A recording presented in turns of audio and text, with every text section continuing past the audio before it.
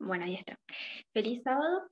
Eh, bueno, como les había contado, el título del tema, y elegí ponerle Pañum, porque es parte de lo que estamos por acercarnos, el hito que estamos por tocar. Antes tenemos que pasar por la formalización del mensaje.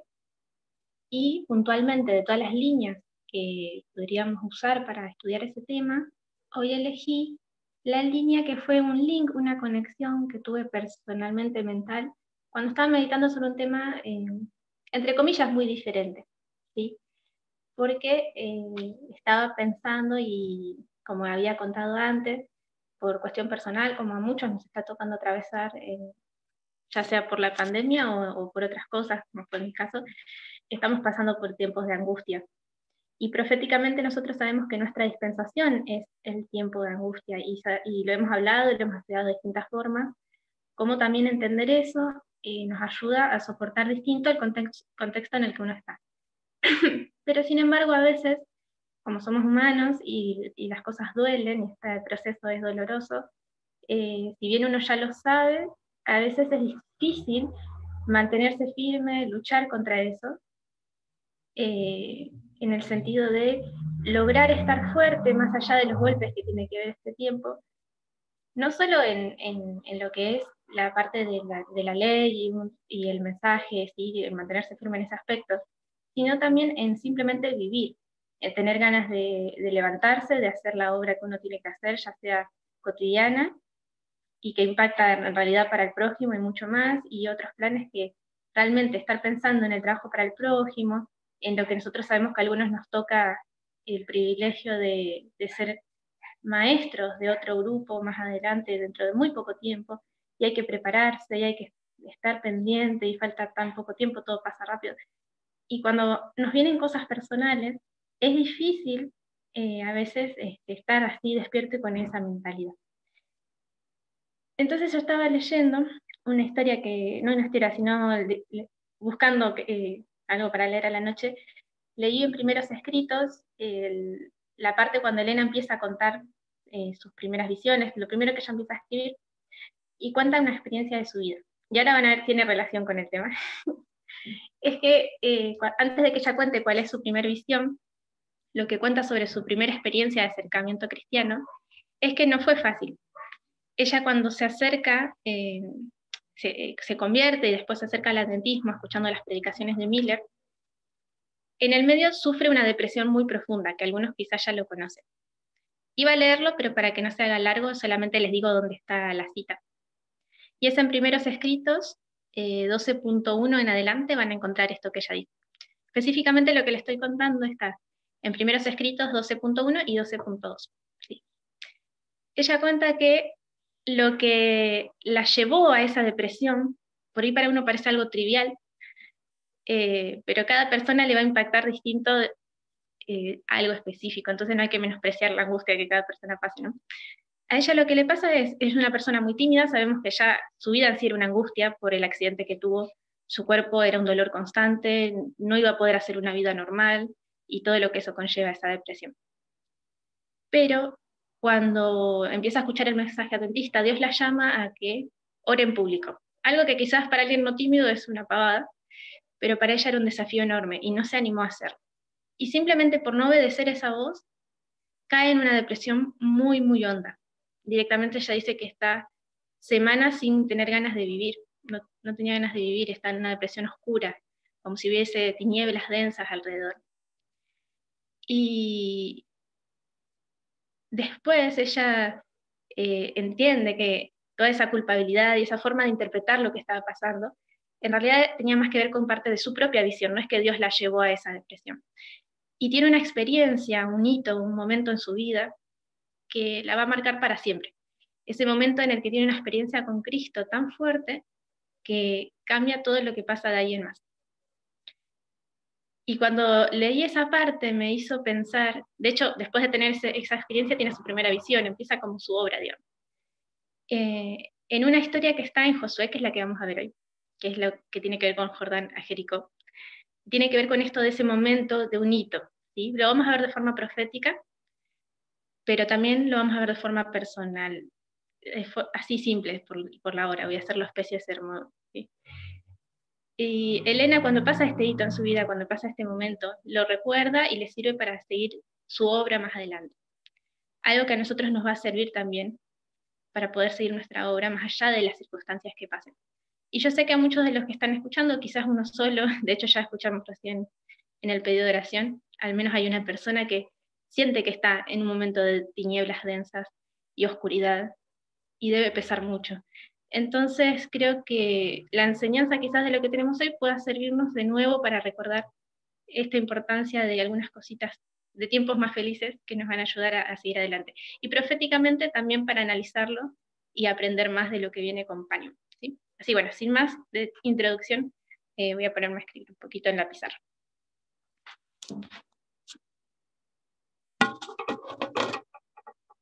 Bueno, a ver. La pizarra es chiquitita, así que espero que la puedan ver la letra. La voy a hacer lo más grande posible. Bien. La historia, para que vayan buscando si quieren, está en Josué 3, en la Biblia. Vamos a leer ahora de ahí.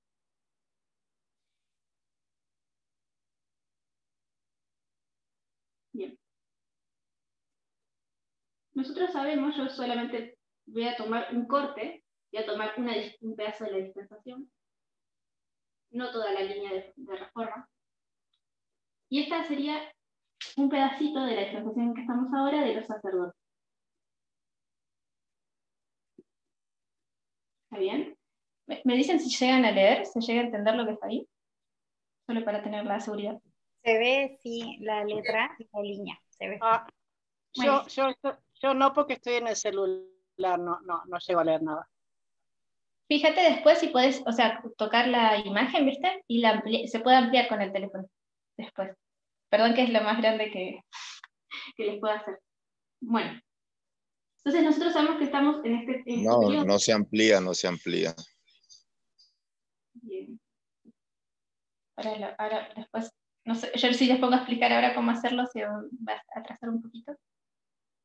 Quizás después cuando quede grabado, si no, igual yo voy a hablar, esto es una ayuda de lo que estoy explicando, no es que lo voy a escribir y no decir nada, así que no se preocupen, vamos a leer más que nada, y yo acá estoy graficando para tener una idea. Sí, después nos mandás una foto que se pueda agrandar. Gracias. Como queda grabado lo van a poder ampliar en el dispositivo. Si ahí Caro les está diciendo que si dan vuelta a la imagen lo van a ver más grande también. Sí, lo tengo dado vuelta. Bueno, gracias. No, por favor, escuchen. Bueno, entonces, nosotros estamos en este periodo, y para aprender qué es lo que, en qué hito estamos, podemos llamarlo cierre de Puerta de Gracia y Segunda Avenida. Pero de qué otra forma, como les acabo de nombrar un poquito, nombramos también a estos dos hitos de esta dispensación. Como sacerdotes. El cierre de Puerta de Gracia, ¿qué fecha sería? ¿O qué nombre le damos de Daniel? Daniel 11. 12:1. Sí, eso sería si fuera literal, ¿verdad? Entonces, a ver, estamos hablando de la línea de los sacerdotes. Por ejemplo, el clamor sabemos que fue 2018. Cierre de Puerta de Gracia y Segunda Avenida en parábola, ¿no? ¿Qué nombre tienen en Daniel 11 para nosotros? Rafia, cierre de puerta. Muy bien. Mario, la Segunda Avenida. Exacto. Entonces, ahora lo vamos a llamar así, Rafia y Pan. ¿Está bien? Así que como estamos viendo ya por estos nombres, una de las líneas que podemos usar para entender más Rafia, entender Paño y entender el hito que estamos esperando, que cuál es, que estamos por pisar, en el que automáticamente nos lleva el mensaje de Paño. Miren que hoy va a ser participativo, así que sí, señor. Estaba esperando la formalización. Muy bien, la formalización del verbo. Entonces, aunque parezca que no tenía nada que ver, la historia de la línea, entre tantas que podemos ver, para dibujar más, que fue la de Josué, o sea, no es la línea de Josué, pero digo la historia. La línea es el alfa del Israel antiguo, como sacerdotes. Rafia sería el Jordán. Y Panium sería Jericó. Y no estaba yo tratando de hacer esto que vamos a hacer ahora, pero cuando pensé en esto de los hitos y la importancia de recordar, me vino una historia que es la que está en Josué 3, que quiero que vayan buscando porque vamos a leer. Y esta historia pasa inmediatamente que ellos cruzan el Jordán, ¿sí? Y investigándola ayer un poquitito, desmenuzándola con el poco tiempo que me dio, que sea solo un día, logré encontrar algunas cositas interesantes, que vamos a continuar después profundizando con información que nos puedan dar las líneas sobre la formalización del mensaje, ¿sí? Y compañía. Entonces, en esta clase, en esta oportunidad, después veremos en otra cuando se dé la oportunidad de continuarla, vamos a hablar sobre este pedacito, del Jordán al Jericó. Pero tenemos otras líneas también. Por ejemplo, es la que vamos a tocar si tenemos la oportunidad, la primera purificación del templo, como Jericó, y sabemos que tenemos el bautismo acá como Rafia. ¿Sí? Tenemos esta dispensación. Si fuéramos viendo la línea de Cristo y los sacerdotes como la misma parábola. Si nosotros la viéramos como los discípulos, me olvidé el trapito, pero no poquito, ¿cuál sería? En vez del bautismo y la purificación del templo, si en vez de vernos como Cristo nos viéramos como los discípulos, ¿qué hitos serían? Serían la cruz y Pentecostés. Exacto. Entonces tendríamos acá, me olvidé, así que lo usaron cualquier papelito, si no vamos a perder tiempo. Tendríamos cruz y el Pentecostés. ¿Sí? Entonces de estas historias también yo tenía estudios preparados hace mucho, personales, pero como este fue reciente y me pareció importante para darle como una apertura a este tema. Así que es lo que vamos a ver. Bien. ¿Ya sabían ustedes, esto conocían, de que este pedacito coincide así, que en la línea del Israel antiguo tenemos el Jordán como Rafia y Panim como Jericó? Después les puedo mostrar la línea más grande de donde lo enseñó Tess, por si no lo conocen. No hoy, no ahora dentro del tema, pero aparte solamente. Bien. Bueno. Nosotros sabemos que falta muy poquito tiempo, como había dicho, para llegar a Paño, así que mucho menos todavía para llegar a la formalización del mensaje. ¿Y qué va a pasar como sacerdotes, los que tengan esa experiencia, desde Paño en adelante? ¿Qué obra tienen que hacer? Bien literal y específica, ¿qué obra tienen los sacerdotes desde Paño en adelante?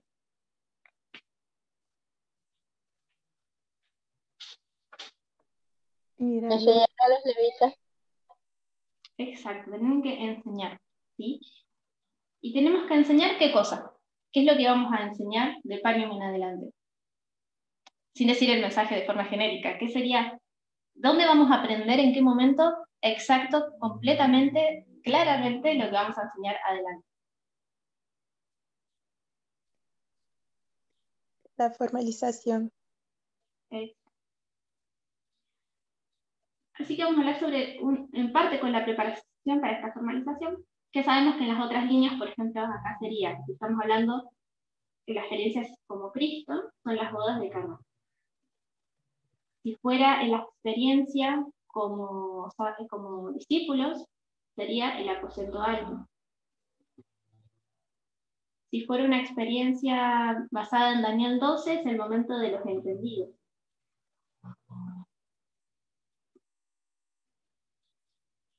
Si lo viéramos a este pedazo como parábola de... ¿Qué otra línea? A ver. Bueno, la de... Si no me equivoco, esta la hice ahora. Creo que es el momento en el que se da el mensaje del sábado, que si no me equivoco fue en el 46, si fuera, por ejemplo, la historia de los mineritas, la dispensación de lo que sería el primer grupo.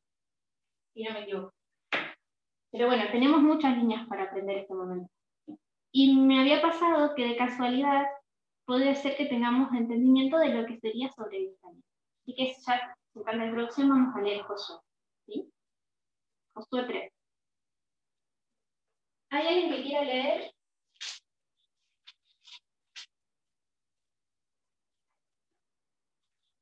Yo puedo leer. Bien. Josué 3, del 1 al 3. Ok, dice lo siguiente. Josué se levantó de mañana y él y todos los hijos de Israel partieron de Sittim y vinieron hasta el Jordán y reposaron allí antes de pasarlo. Después de 3 días, los oficiales recorrieron el campamento y mandaron al pueblo diciendo, cuando veáis el arca del pacto de Jehová vuestro Dios y los levitas, sacerdotes, que la llevan, vosotros saldréis de vuestro lugar y marcharéis en pos de ella. Muy bien. ¿Quiénes estaban? Vemos unos protagonistas, ¿no? Que van a hacer algo acá. ¿Qué está pasando? Dios le da orden a Josué de cómo tienen que cruzar el Jordán. Y acá ya lo escribí, pero el cruce del Jordán nos hace recordar un cruce de aguas a un momento que ya había pasado el pueblo de Dios antes. Tendría que haberlo puesto al revés, que es el cruce del Mar Rojo. Y esta preparación y esto que están haciendo tiene similitudes con el cruce del Mar Rojo, pero vamos a ver que también tiene algunas diferencias. Y en la línea de estas personas, de esta reforma, tiene sentido de por qué Dios lo hace diferente y también para nuestra línea. ¿Sí? Cuando vemos y cuando Tess explica por qué el Jordán lo podemos ver como gracia, perdón que se me mueve la pizarra, hace una comparativa interesante entre tantas cosas que habla, ¿no? Pero yo me voy a guiar ahora con la historia. Entre el Mar Rojo y el Jordán, que en realidad no está dicho o inventado por ella, sino que está en la Biblia. Directamente dice que Dios le dice, a manera que cruzaron el Mar Rojo, se da el milagro con el Jordán. Hay un propósito que se repite. Pero hay dos diferencias entre estos dos momentos.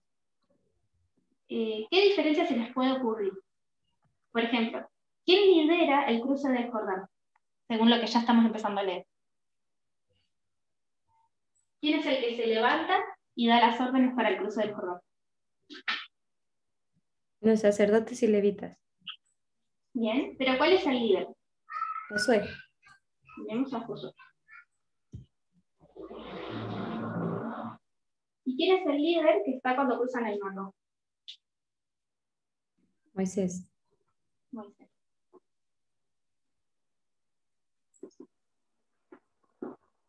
Entonces tenemos a Moisés y a Josué.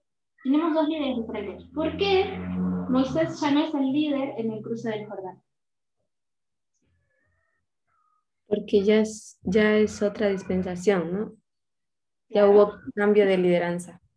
Hubo un cambio de lideranza y se acuerdan que Moisés para esta altura ya había fallecido. ¿Sí? Antes de esto hay un problema de apostasía y hay un cambio de liderazgo. Si bien nosotros sabemos que en la historia nos suena muy severo el castigo para alguien que fue fiel todo el tiempo, pero a los ojos humanos una pequeña falla le costó no poder entrar en la tierra prometida. Como todo esto es una parábola, a Moisés se le exigió mucho más porque él era, entre otras formas, ya no sería como en esta línea de reforma, sino en otra forma de ver la línea, Moisés representaba a Cristo. Entonces tenía que ser perfecto. Y bueno, la cosa es que él, sabemos, falla en el momento del golpe de la roca y hay un cambio de liderazgo. Cuando nosotros vemos esta línea como reforma y la vemos como línea de los sacerdotes, sabemos que el momento del cambio de lideranza se ve reflejado en algo que pasó en el movimiento. Y tenemos dos líderes espirituales en cuanto al mensaje diferentes. Pero también, si bien tenemos dos líderes distintos, hay dos hitos en nuestra historia que se nos pide que demos un paso de fe y que nos marque de cierta manera. Igual que les pasó a ellos. Primero con el Mar Rojo y después con el Jordán. Pero vamos a leer qué diferencias hay entre el Mar Rojo y el Jordán. Bien, ¿alguien quiere leer el versículo 4? No, esta no, vamos a saltearla. El versículo 3.4, capítulo 3.4. A ver. Mica.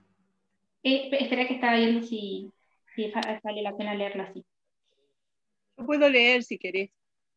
Vamos a leer del 13 al 15. ¿Leo? Sí, por favor. Y cuando las plantas de los pies de los sacerdotes que llevan al arca de Jehová, Señor de toda la tierra, se asienten en las aguas del Jordán se dividirán, porque las aguas que vienen de arriba se detendrán en un montón. Y aconteció que cuando partió el pueblo de sus tiendas para pasar el Jordán con los sacerdotes delante del pueblo, llevando el arca del pacto. ¿No leo el 15? Sí. Cuando los que llevaban el arca entraron en el Jordán y los pies de los sacerdotes que llevaban el arca fueron mojados a la orilla del agua, porque el Jordán suele desbordarse por todas sus orillas todo el tiempo de la siega. Muy bien. Y el 16. Las aguas que venían de arriba se detuvieron como un montón bien lejos de la ciudad de Adán, que está al lado de Zaretán, y las que descendían al mar de Arabá, el mar salado, se acabaron y fueron divididas, y el pueblo pasó en dirección de Jericó. Mas los sacerdotes que llevaban el arca del pacto de Jehová estuvieron en seco, firmes en medio del Jordán, hasta que todo el pueblo hubo acabado de pasar el Jordán, y todo Israel pasó en seco. Perfecto. Entonces, en la historia, acá lo que vemos es que Dios le manda a los sacerdotes específicamente que lleven el arca.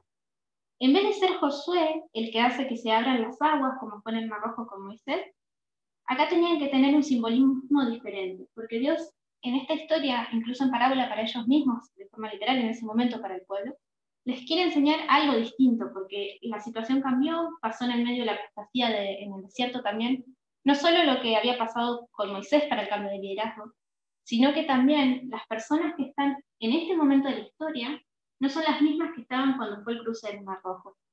Habían ya pasado 40 años, porque por el pecado que ellos tuvieron en Cádiz, se atrasó su tiempo de llegar a la tierra prometida. Y muchos de los que habían pasado este primerito ya fallecieron. Y los que no fallecieron no iban a llegar hasta Canaán tampoco. Y por la apostasía que hubo y un montón de otras situaciones que conocemos, era necesario un aprendizaje diferente. Y creo que fue Raquel la que leyó recién, como ya estaba leyendo. Acá se pide que los sacerdotes lleven el arca. Y que la forma en que se abre el agua es cuando ellos hacen ¿qué cosa? Meten el pie. Exacto. Y es más, ni siquiera, acá este dibujo más o menos espero lo interpreten, ni siquiera es que ellos ponen un pie en el río. Fue suficiente con que tocaran el agua que estaba desbordando el río, porque no era fácil lo que se les estaba pidiendo. Así como cruzar un mar, nadie lo haría porque sabes que te vas a ahogar y ese el ímpetu que tiene el mar y demás da miedo. Este río, que en realidad era grande y caudaloso, el río Jordán, estaba en época de primavera. Y en época de primavera, el río se desborda, el río es súper violento. Realmente si ellos lo hubiesen cruzado, se hubiesen muerto. Dios les estaba pidiendo que tengan un paso de fe literal y tocaran con su pie el agua. En cambio, cuando fue el Mar Rojo, tuvieron que tocar algo para que se abra el Mar Rojo, las personas del pueblo. No, solo levantar el bastón, Moisés. Exacto. En cambio, en el cruce del Jordán, al pueblo se le pide que sea partícipe de este milagro, dando un paso de fe mucho más arriesgado. Porque los sacerdotes no es que metieron un pie esperando a ver qué pasaba, ellos se les dio la orden y empezaron a caminar. Y fue suficiente con que mostraran su fe, que tocó el agua el primero de los sacerdotes que la haya tocado, que las aguas no es que se abrieron, sino que, por diferencia de cómo funciona un río, se cortó la corriente, ¿sí? Las aguas que venían de arriba, desde las montañas, del deshielo, dejaron de caer. Y el agua simplemente avanzó, se fue y el río quedó seco. Hay una reflexión que me pareció interesante, que entonces ya es la primera que vamos a tener. Es que Dios exige más de las personas conforme va pasando su reforma. Cuando estuvieron con Moisés en el Mar Rojo, me gusta como lo dice Ted, ellos eran como unos bebés en su experiencia. Acá esto sería el 9-11. ¿Sí? Y tenemos el tiempo de fin. Que serían las, por ejemplo, en esta línea serían las 5. Entonces ellos empiezan con su experiencia y Dios no les pide todavía a estas personas que todavía poco lo conocían, hagan la prueba de fe en ser partícipes del milagro. Pero acá, después de pasar tantas cosas, de haberlo conocido de tantas maneras, Dios les exige más, les exige un paso de fe claro y personal. Ellos tenían que ser parte de esto. Y el pueblo tenía que ser testigo de este milagro, si bien estaban a distancia, era la distancia suficiente como para que, ese sería el pueblo, para que pudieran observar lo que estaba sucediendo. Y que estas personas que están en esta experiencia, que quizás no estuvieron acá, no sé si a ustedes les hace recordar, pero muchos de nosotros que pasamos por esta experiencia no estuvimos en las anteriores, ¿verdad? Y muchos de los que se fueron, también pasó en este momento, que hubo gente que estuvo acá, pero ya no está, tristemente. Entonces, hay algo que en nuestro caso, porque estas líneas no son idénticas, estas alfa, acá ellos son testigos y es claro lo que pasa. Para nosotros todavía tiene que ser esclarecido. Pero hay algo que nos va a ayudar a entender que Dios estuvo, así como estuvo en el pasado, está con nosotros en el presente. Y que nos ha exigido que demos un paso de fe. Eso lo podemos analizar más adelante, en qué lo podríamos ver. Pero hay algo que nosotros tuvimos que hacer y pasar para demostrar que queremos ser parte y conquistar esta tierra prometida, que en nuestro caso sería la obra que vamos a hacer. ¿Sí? Bien.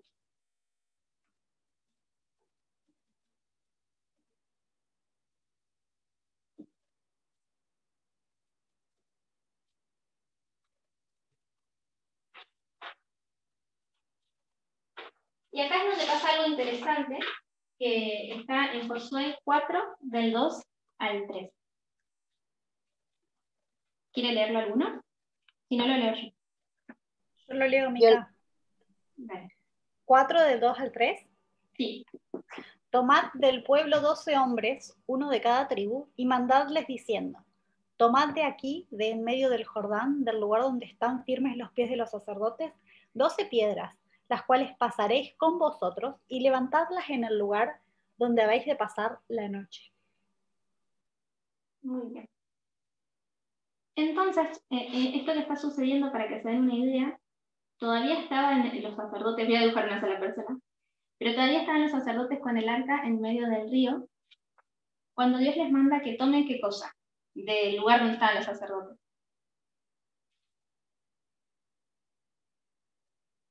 Piedras. 12 piedras. Bien, entonces del lugar que estaban los sacerdotes, Dios les pide que saquen 12 piedras, ¿sí? Acá no dice exacto 12, pero se entiende. ¿Y quiénes las tenían que levantar y buscar? ¿Eran 12 piedras?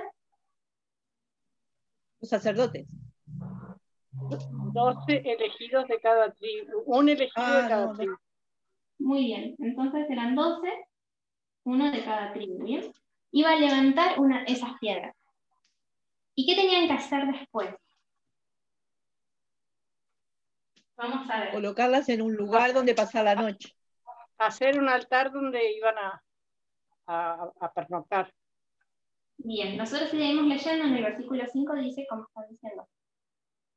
Entonces Josué llamó a los 12 hombres que él había designado de la tribu de los hijos de Israel, en el versículo 4. Y Josué les dice: pasen delante del arca de Jehová, vuestro Dios, a la mitad del Jordán, y cada uno de vosotros tome una piedra sobre su hombro, conforme al número de la tribu de los hijos de Israel, para que esto sea señal entre vosotros, y cuando vuestros hijos pregunten a sus padres mañana diciendo: ¿qué significan estas piedras?, le responderéis que las aguas del Jordán fueron divididas delante del arca del pacto de Jehová. Cuando ella pasó el Jordán, las aguas del Jordán se dividieron, y estas piedras servirán de monumento conmemorativo a los hijos de Israel para siempre. Entonces el versículo 7 nos dice que esto era un monumento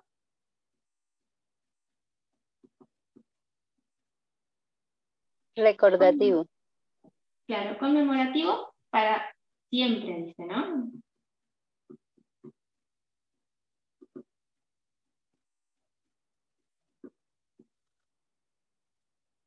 y ellos tienen que tomarlas del mismo lugar donde fue el cruce del Jordán. ¿Bien?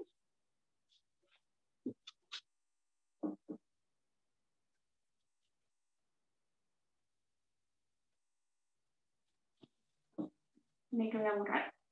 Si alguno tiene alguna consulta o comentario mientras, voy a explicar. Voy a volver a hacer. Entonces nosotros tenemos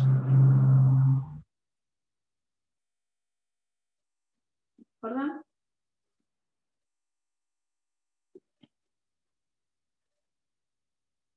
No me fijé si quedó muy corrida la pizarra. Entonces acá se levantan,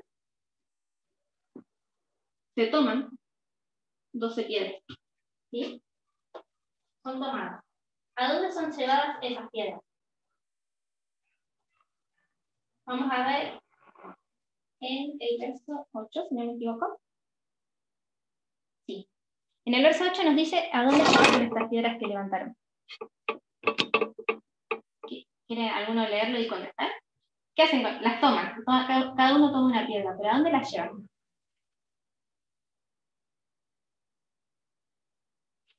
Al lugar donde acamparon. Exacto. Ellos cruzan el Jordán, pasan este momento, acampan y se llevan las piedras y las dejan ahí. Entonces podríamos remover esto y ponerlo más adelante, pero en este hito también quedan piedras, porque fueron tomadas y llevadas. Solo que Josué hace algo.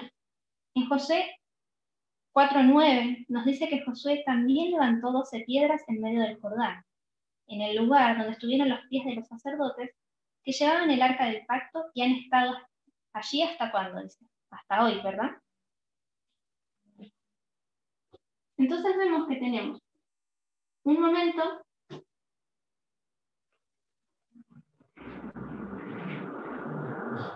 en el que se queda como conmemorativo para siempre por elección de Josué 12 piedras en el Jordán. Pero también, como tomaron piedras del Jordán, del lugar del cruce, son puestas en el lugar del campamento. También como monumento conmemorativo. ¿Sí? Tenemos 2 monumentos de piedras. ¿Qué significa el 12? Para Dios en la Biblia, ¿qué simboliza?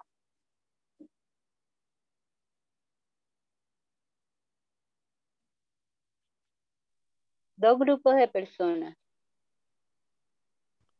2 grupos. ¿Por qué 2 grupos de personas? Como su pueblo. Ajá, Claro, sí. está bien. El 12 sabemos que es un símbolo de su pueblo, un símbolo del pacto, ¿verdad? Podemos verlo buscar más cosas complejas, pero podríamos ver esto también. Y me pareció interesante cuando uno sigue adelante. Hasta acá había llegado el link que había hecho en mi mente sobre lo que quería hablar, si justamente como había contado, por una cuestión personal estaba atravesando un momento en el que realmente no me salía ni siquiera qué estudiar o fuerzas para presentarme, ni nada de esas cosas. Y cuando vi esa historia y sin querer la linkeé con esta historia, esta parte, hasta acá había llegado. Pero podemos escarbar un poquitito más, que nos va a servir para ver las historias de más adelante. ¿Qué pasa con esas piedras? ¿Dónde quedan? ¿Sí? ¿O qué pasa en el lugar donde se colocan? ¿Y qué simboliza también que ellos hayan hecho esta obra, el cruce del Jordán? Porque es importante. Quizás si habíamos dicho que esto sería Rafia y acá Pani, como es un hecho pasado, por ahí no lo podríamos cometer el error de no verlo relevante, para nosotros hoy, pero sabemos que todavía hay algo de Rafia que tenemos que entender para llegar a Pani, y que la experiencia que tuvimos acá y la que tenemos en el medio va a ser parte de la preparación para cumplir la obra más adelante. Bien.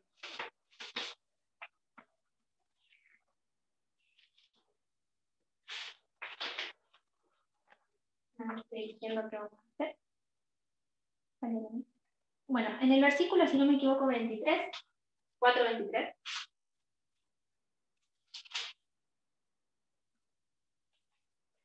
Está esa referencia de que el cruce del Jordán fue a la manera del cruce del Mar Rojo. ¿Sí?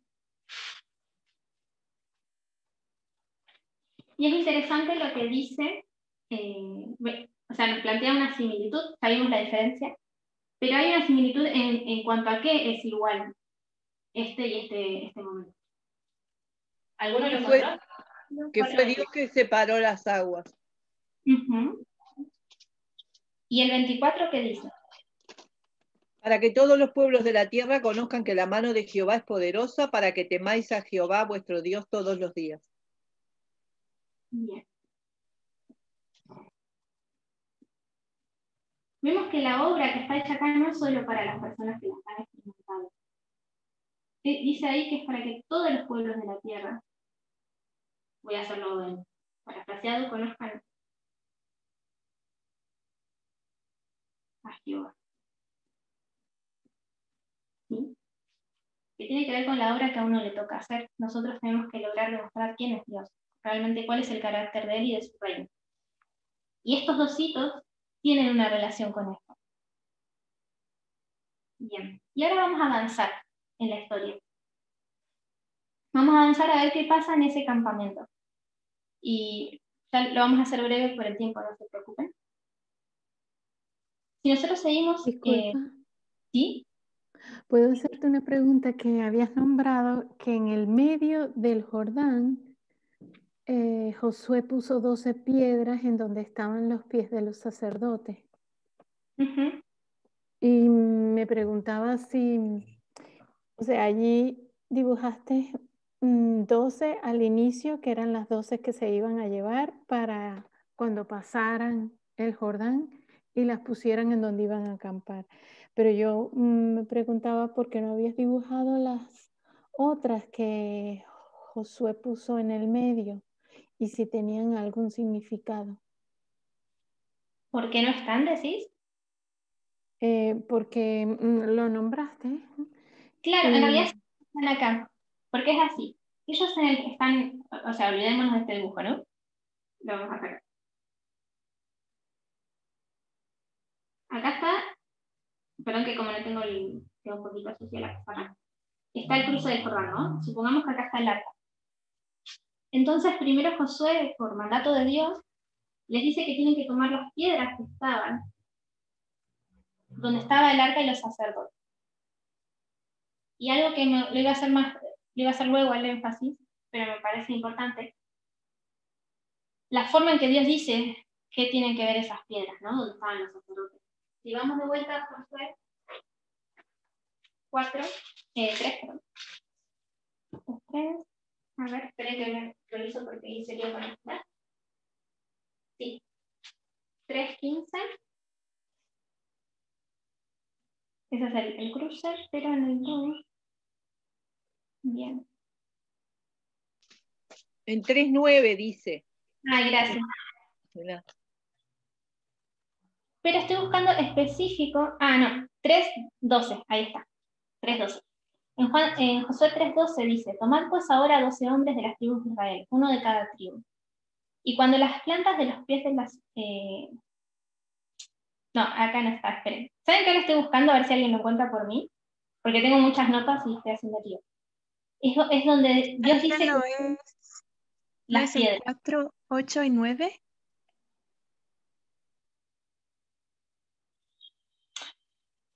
Uh-huh.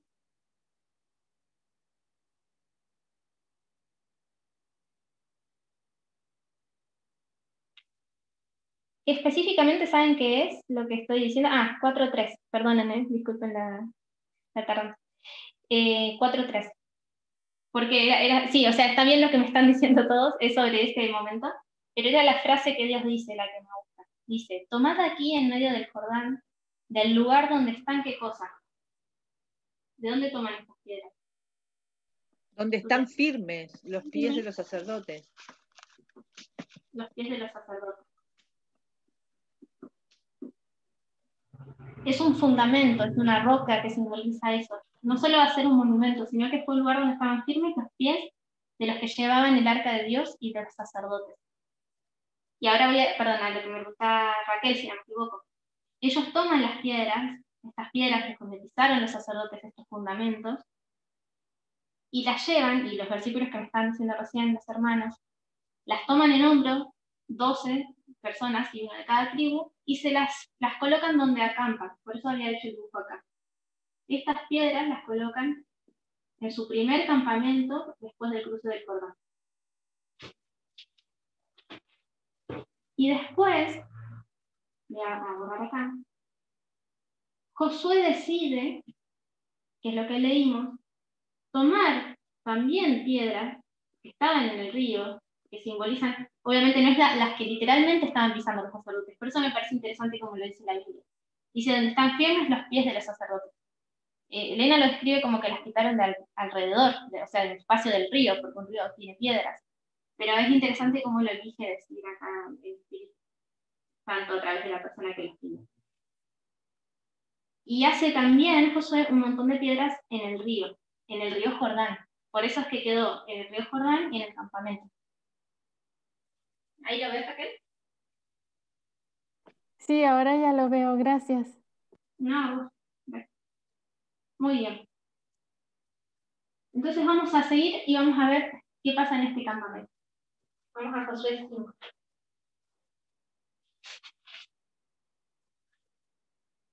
Bien. Cuando nosotros leemos Josué 5, dice que este cruce del Jordán infundió miedo a todos los que estaban alrededor. Porque ahora vamos a ver qué había pasado, pero al pueblo de Israel ya no se lo tomaba en serio. La falta de acompañamiento como tenían antes, de la forma, o sea, Dios nunca los dejó, al contrario, siempre estuvo milagrosamente con ellos. Pero el plan de Dios y su idea era llevarlos de forma gloriosa desde el principio. Y nosotros sabemos que por la apostasía que hay en el medio, esto se atrasa 40 años. Y esos 40 años hicieron que frente a las otras naciones, el pueblo de Israel fuera visto como un oprobio, como algo, como una burla, como gente que tardó un montón en poder llegar a la tierra prometida. Pero cuando cruzan el Jordán de forma milagrosa, y esto se llega a correr la voz en los otros pueblos, tienen miedo, porque ven que de nuevo hay una manifestación del acompañamiento de Dios para con ellos. Y en el versículo 5.2 pasa algo que hace muchos años no había ocurrido, que hace 40 años no había ocurrido. ¿Qué dice? ¿Quieren leer alguno? Josué 5.2. En aquel tiempo Jehová dijo a Josué, hazte cuchillos afilados y vuelve a circuncidar la segunda vez a los hijos de Israel. Entonces, en el lugar en el que estos están en el campamento, ocurre la circuncisión.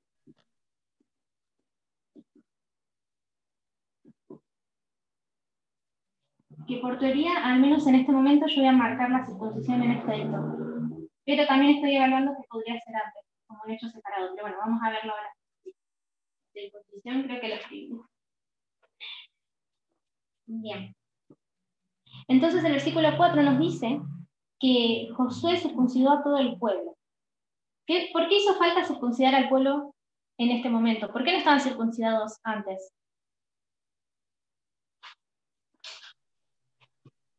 Porque venían en camino. Pero dice la segunda vez. Claro, como que fuera un nuevo pacto. Exacto, vuelven. ¿Qué? ¿La circuncisión es símbolo de qué cosa? Del pacto. Bautismo. También. Por eso que no estoy segura si lo podemos ver acá.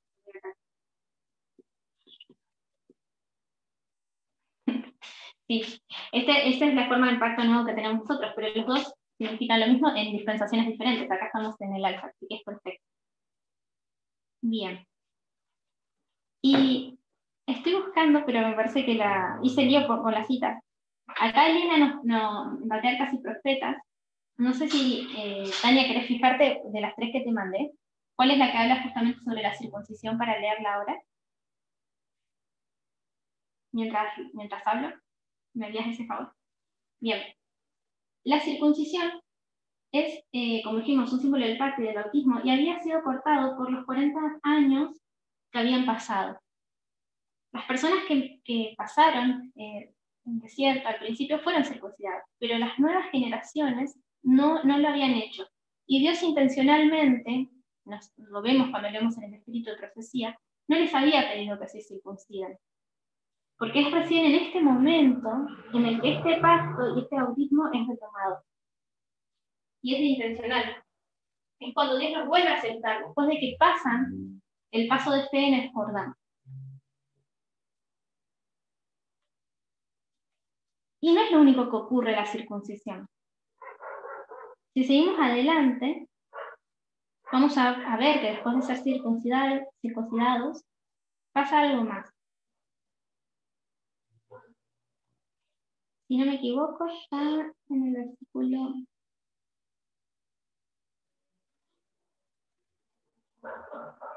Bien, acá está, versículo 10.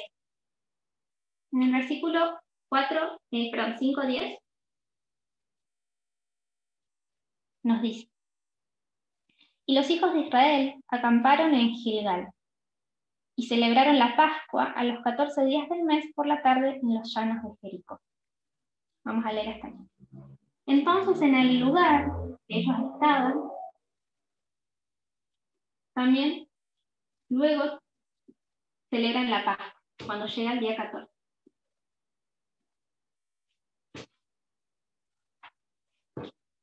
Bien. No sé si la cita, Tania, ¿la encontraste?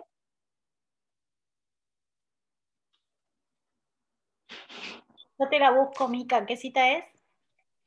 A ver, le pasé a ella los números. ¿Qué pasa? Yo tenía la cita con un libro viejo y entonces no coincide con... Profetas, ¿cuál necesitas? 459.1, esa ya la tengo. ¿A pocas millas más allá del río? 461.3, acá lo tengo, me encontré. 461.3. Sí. Ya te la encuentro, acá está. ¿A corta distancia del Jordán? Sí. ¿Querés que la proyecte? Por favor.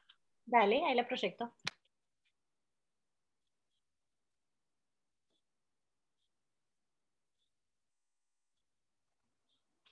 Bien. ¿Querés que la lea? Por favor. A corta distancia del Jordán, los hebreos levantaron su primer campamento en Canaán. Allí Josué circuncidó a los hijos de Israel, y los hijos de Israel acamparon en Gilgal y celebraron la Pascua. La suspensión del rito de la circuncisión desde la rebelión ocurrida en Cades había sido para Israel un testimonio constante de que había sido quebrantado su pacto con Dios, del cual la circuncisión era símbolo. Y la suspensión de la Pascua, ceremonia conmemorativa de la liberación de la esclavitud egipcia, había evidenciado el desagrado que causara al Señor el deseo de Israel de volver a esa servidumbre. Pero habían terminado los años de repudiación. Dios reconocía nuevamente a Israel como su pueblo y se restablecía la señal de su pacto. El rito de la circuncisión se aplicó a todo el pueblo que había nacido en el desierto. Y el Señor le declaró a Josué: hoy he quitado de encima de vosotros el oprobio de Egipto. Y en alusión a este gran acontecimiento llamaron al lugar de su campamento Gilgaí, o sea, rodadura.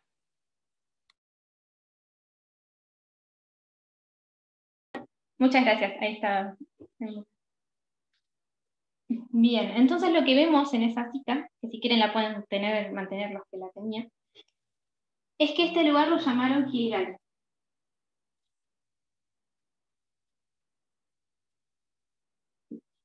Que como explica Elena y también lo dice la Biblia, si siguen leyendo Josué 5, significa rodadura. Hay algo que se dio vuelta, esa situación ya no existe. ¿Cuál es? El rechazo de ellos, ¿verdad? Voy a tener que borrar acá.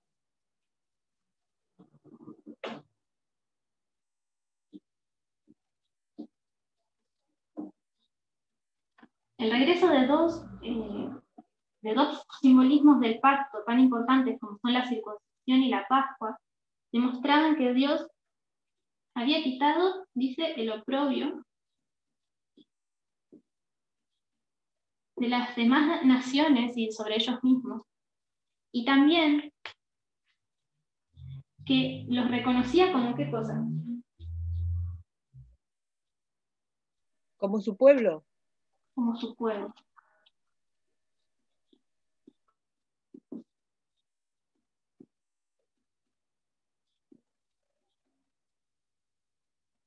En este momento, en Gilgal, él los reconoce como su pueblo y vuelve a establecer el pacto con ellos. Porque ahora de nuevo ellos tienen la posibilidad, que sabemos que como esta es una historia de falla, lamentablemente, en la batalla de Ai, ellos fallan. Pero hasta este momento, Jericó en adelante sí nos sirve mucho, porque es interesante que este momento sí es de éxito. La falla viene más adelante. La línea en sí no es de éxito, y es una línea alfa. Pero esta parte le sirvió para triunfar en Jericó. Así como nosotros tenemos que lograr conquistar en el sentido simbólico de llevar esto que decía Dios, que representaban estas piedras, y ese cruce en realidad, que es que las naciones lo conozcan. Y acá Él restablece su pacto con ellos. Así que tenemos las dos cosas. La circuncisión, que fue por la rebelión en Cades, suspendida, que eso lo pueden encontrar en Números 13, y la Pascua.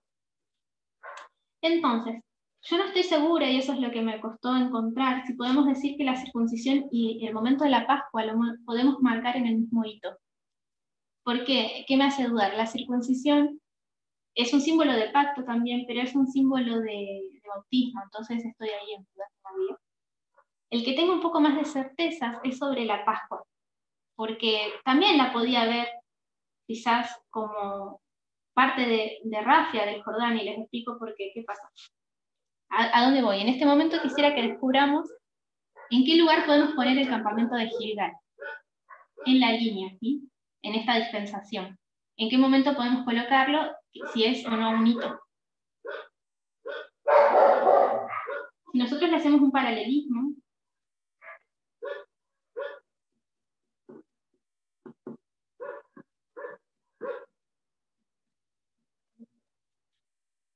por ejemplo, con la línea de nosotros como discípulos, sabemos que este momento, lo habíamos dicho, sería la cruz. Y acá sería el Pentecostés. ¿Y qué pasa en la cruz? ¿En qué momento Cristo es crucificado? Es en una fiesta de Pascua, ¿se acuerdan? Porque él simboliza el rito, le hace el cumplimiento en este momento.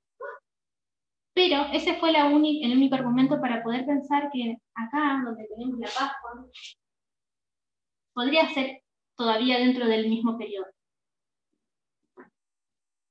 Lo que parecía más improbable cuando uno lo ve con la estructura, porque deja bien en claro, y los estudios anteriores también, de que el cruce del Jordán es Rafia y pasa un pequeño periodo. Ahora, solamente por indicios o por suposiciones no es lo que me baso, sino que esto no salió forzado, sino que fue al revés. Leyendo un poco más, fue interesante que había coincidencia. En esta cita que leyó recién Agus, nos dice que la Pascua es un símbolo de qué cosa. O sea, si saben qué significa en sí la Pascua. Cuando Dios le pide al pueblo, por primera vez de Israel, que celebren la Pascua. La salida de Egipto. Entonces, es un memorial, dice Elena, le dice de esta manera, un memorial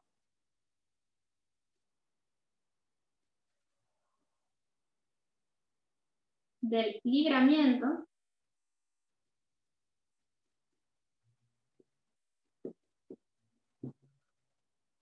de la servidumbre egipcia.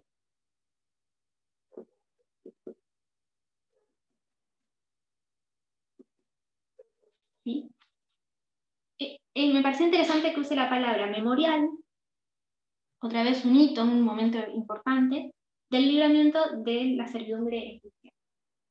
Podríamos decir, si nosotros nos dirigimos a ver qué pasó cuando fue la primera Pascua, que fue un momento de liberación, ¿sí?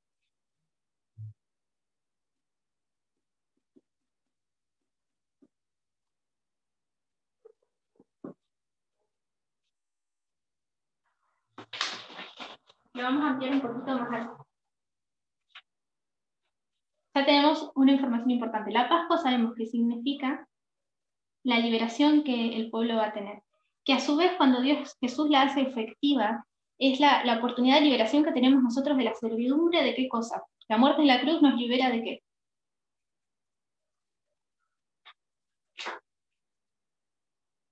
La muerte. exacto, de muerte. Nos da la posibilidad de vida eterna, nos libera del peso del pecado que nos obliga a morir por la ley. Vamos a ampliar un poquito más esto. Y vamos a ver sobre la Pascua.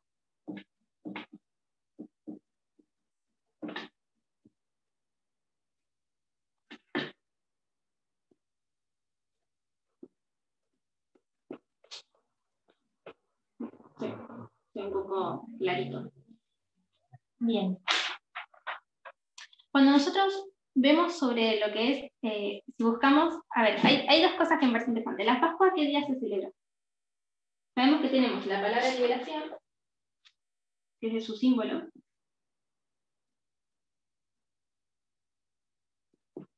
Y también el día que se celebra la Pascua.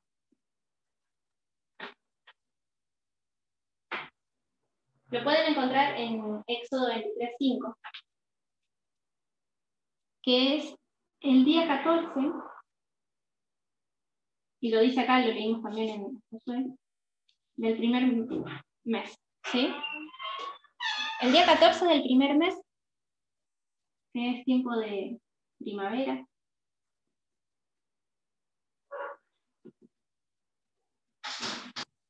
tenemos la Pascua. ¿Le suena algo el número 14?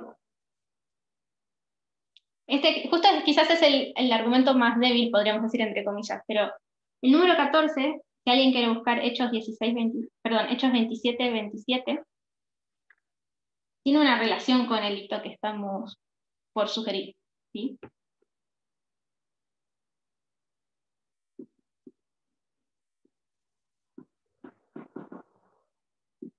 ¿Se acuerdan de qué se trata la historia de Hechos 27?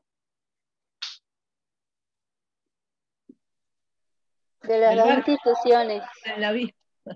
Las instituciones de la vida. Bien. Che, ¿cómo estoy de tiempo? Porque me parece que quizás yo pensé que estoy haciendo lento, pero... Bárbaro. Bueno, le preguntaba por las dudas, para no esperarme. Ok, entonces vamos a contar. Tenemos Hechos 27, el navío. ¿Qué ocurre la 14ª noche en el navío? Tenemos el clamor de medianoche, ¿se acuerdan? En la línea. En la 14ª noche se da un clamor. Y nosotros sabemos, cuando vemos la línea de Hechos 27, que ese día es el clamor de medianoche. ¿Qué fue la 14ª noche en el tiempo milerita que ocurrió cuando predicaban en Exeter? Llegó a caballo. No. Snow. Snow dio el clamor de medianoche, ¿se acuerdan? Eso fue la 14ª noche también. Y ahora decimos, bueno, pero estamos hablando del 14º día, no noche. Hay algo interesante también sobre la Pascua. Si bien la Pascua se dice se celebra el 14º día, ¿cuándo ocurre la primer Pascua? ¿En qué contexto? Es la liberación de la primera Pascua. Nosotros estamos en Egipto de noche. Claro.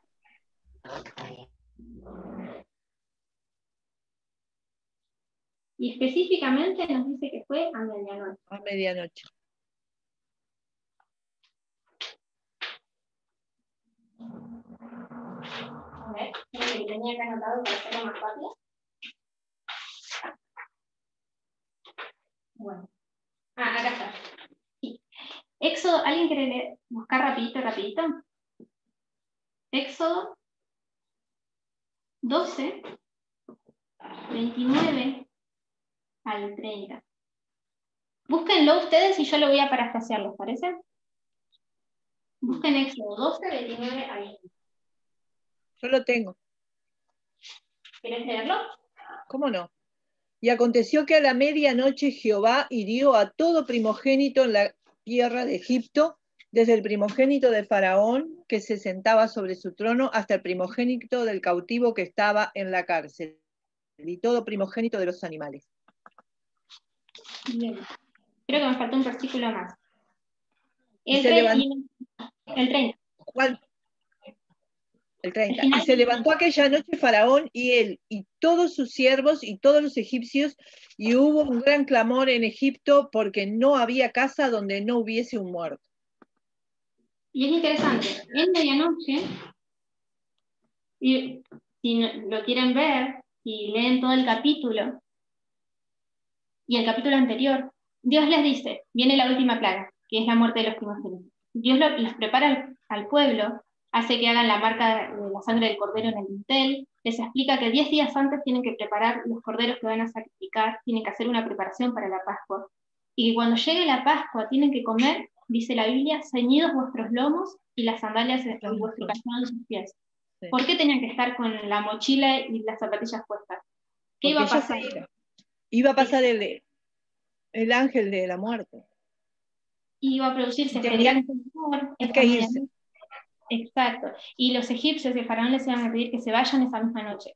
Si ellos no se hubiesen ido esa misma noche, el faraón sabemos que de hecho se arrepiente enseguida, no iban a poder escaparse.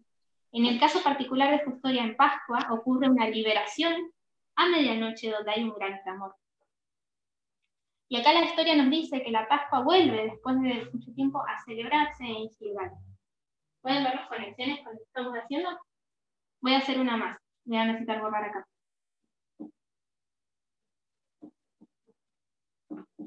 Por una cuestión de tiempo solo me voy a limitar a estas conexiones más obvias, pero las podíamos profundizar un poco más. También es interesante cuando leemos la parte que dice que cruzan el Jordán, antes, nos dice que ellos tenían el río desbordado porque era primavera, ¿verdad? Además, si es Pascua y cae el primer mes, es primavera.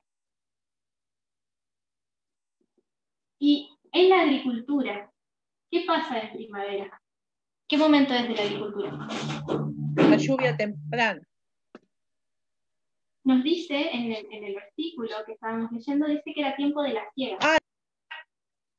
Está ahí en el problema. Nos dice que era la siega. ¿De qué otra forma podemos decirle? Si hay siega, ¿qué es lo que está pasando? La cosecha, ¿no? La cosecha. Entonces estamos en tiempo de cosecha, en tiempo de siega. Nosotros sabemos que si vamos a Daniel 12, y ahora sí va a ser ya la conclusión,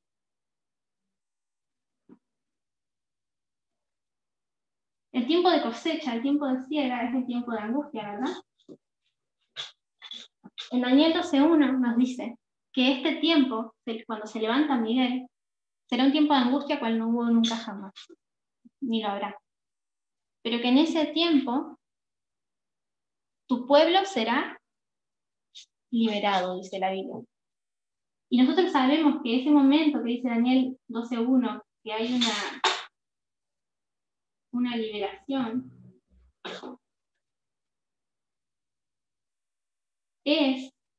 perdón si voy rápido, voy a hacerlo así, pero conocida. Es la formalización del mensaje de esta línea, ¿se acuerdan? De esta dispensación. El momento de liberación, cuando sea, acá estamos literal, ¿sí? Historia literal, tiempo de angustia. Cuando Dios libera a su pueblo, que es cuando ocurre la resurrección especial y demás, es la formalización del mensaje de esta dispensación. Y me pareció interesante, porque acá estamos también en tiempo de cosecha, y hay un momento de un rito que se vuelve a celebrar, que significa quitar el oprobio del pueblo, que es un símbolo de liberación, un símbolo de medianoche, un símbolo de gran clamor. En otras palabras, nosotros sabemos que el gran clamor, el clamor de medianoche, es también análogo a la formalización del mensaje, y ya me parece que esto lo vamos a dejar para la segunda parte, pero lo que quiero sugerirles, y lo vamos a ver de vuelta, si esto fue muy rápido, es que quizás podría ser que este campamento en Gilgal, en este tiempo de angustia, en parábola, porque es tiempo de cosecha, donde hubo una Pascua, podría ser un momento de formalización, ¿sí? Es el lugar donde quedaron 12 piedras levantadas. Es el lugar donde se celebra la Pascua y donde antes hubo una circuncisión. El lugar donde Dios les dice, ustedes son mi pueblo de nuevo. nunca dejaron de serlo, pero es una confirmación frente a las naciones. Es como un ungimiento, un momento en el que es oficial, ustedes de nuevo estamos con Dios, estamos en pacto. ¿Bien? Antes que haga la conclusión, y vamos a dejar esto para el otro tema, ¿alguien quiere hacer una pregunta por si fue muy rápido?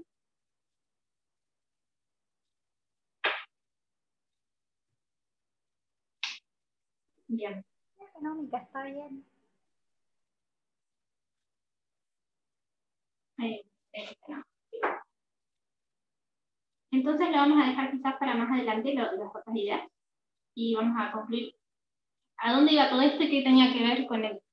Con tiempo de angustia ya vieron que hay una relación, de hecho sabemos que es una disposición que tiene que ver con el tiempo de angustia en parábola. Y me pareció interesante que esta historia nos mostró dos monumentos, así como la Pascua lo es un memorial, y que las piedras quedaron justo en estos dos hitos, y eran piedras para recordar para siempre, dice Dios, quién es Él y qué es lo que ocurrió en este momento.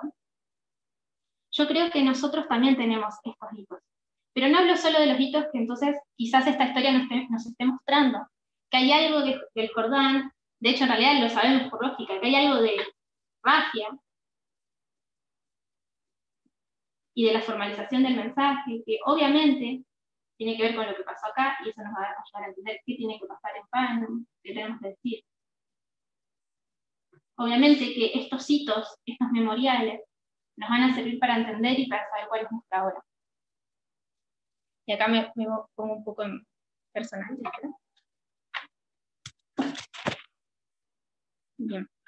Lo que yo quería que pensemos es que esto lo podemos aplicar a nuestra vida.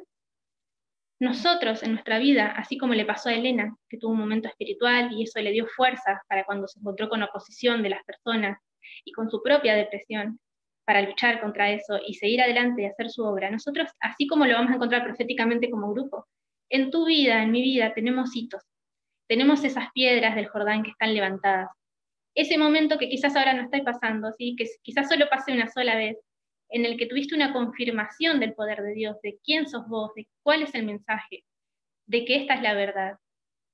Y son momentos que tenemos que atesorar y guardar en nuestro corazón. Y cuando pasen los tiempos de angustia, los tiempos de prueba, los tiempos contra uno mismo o con los demás que están contra uno, tenemos que recordar y afirmarnos en esos hitos que fueron el fundamento de los pies de los sacerdotes. Tenemos que ponernos firmes, recordarlos, alegrarnos, buscar consuelo en esos momentos y confirmación de nuestra fe y seguir adelante. Y también quiero hacerte una invitación a que más allá de que quizás cuando pasan esos momentos, esos hitos, uno tiene más fervor. Iba a leer una cita de Elena que cuando ella habla le pasa eso, ese momento en el que siente a Cristo de una manera que nunca había sentido. Tenía un fervor que quería hablar de él frente a todo el mundo. Quizás ese momento ya pasó y ahora es más difícil por todas las cosas cotidianas que pasan prepararnos, pero no decaigas. Trata de recordar esos momentos, esos hitos, y tratemos de estar listos, porque el privilegio y el deber que se nos pone sobre lo que tenemos que hacer es tan importante y falta tan poco tiempo que yo creo que no estamos bien preparados.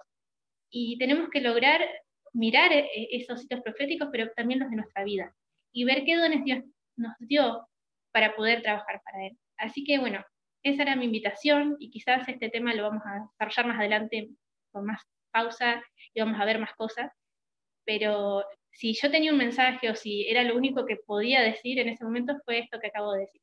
Algo que me hizo bien y necesitaba escuchar de Dios para conmigo. Cuando no tengas fuerzas, cuando no entiendas o incluso cuando el mensaje te parezca dudoso, recordá esos hitos de tu propia vida, además de los proféticos. Así que bueno, sin más, que tengan un feliz sábado, y invito a alguno de los que esté que quiera hacer una oración. Y si quieren después, si hay preguntas, las hacemos, porque creo que hay otro tema que tiene que presentarse ahora, si no lo hacemos tan largo. Un beso. Gracias, hermana. Yo quiero orar. Gracias. Muchas gracias. ¿Quién va a hacer la oración? ¿Yo?